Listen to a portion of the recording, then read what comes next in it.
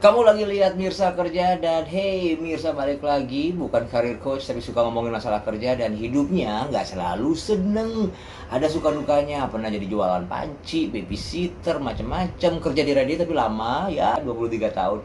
Kerja di TV ada 12 tahun, pernah jadi wartawan media cetak, macam-macam lah. Dan moga-moga pengalamannya bisa jadi buat kamu lebih paham lagi tentang dunia kerja. Hei, botak, kerja.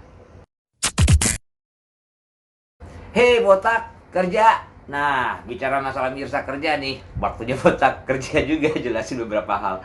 Dan kali ini kita bicara tentang kerja buat temen. Kalau temen kita adalah bos kita. Katanya kalau dalam mencari pekerjaan memang yang paling penting adalah networking. Dan dengan networking bisa jadi kita bekerja untuk teman kita. Gampang-gampang susah. Kadang-kadang kita tidak bisa menerima kenyataan bahwasanya memang kita ada di bawah teman kita sendiri. Kerja buat teman atau bos kita teman ini terjadi apabila kita memang meminta pekerjaan kepada teman dan dia memberikan ruangnya untuk diisi oleh kita. Itu yang pertama. Yang kedua, kalau teman kita mendapatkan promosi pekerjaan dan yang tadinya satu level, kemudian dia jadi bos kita. Yang kayak begini ini sebenarnya adalah rawan perasaan. Artinya perasaan dia kan temen ya. Kok cara ngomongnya kalau jadi bos gitu?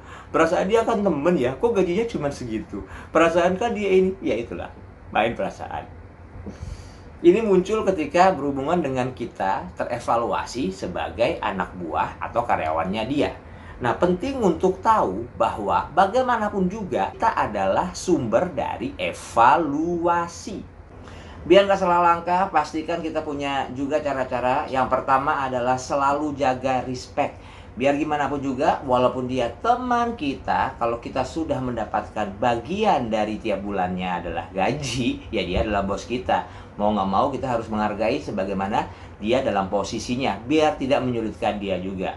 Kalau dia tidak melakukan hal-hal yang dia harus lakukan sebagai seorang atasan, kita akan dicap sebagai anak emas yang akhirnya konflik malah justru ke kita dengan teman-teman sekerja kita.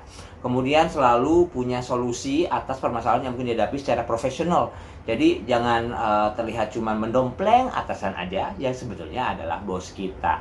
Dan tadi itu yang dibilang kita adalah subjek dari sebuah evaluasi, itu penting. Jadi jangan terlalu baper ketika kita dievaluasi.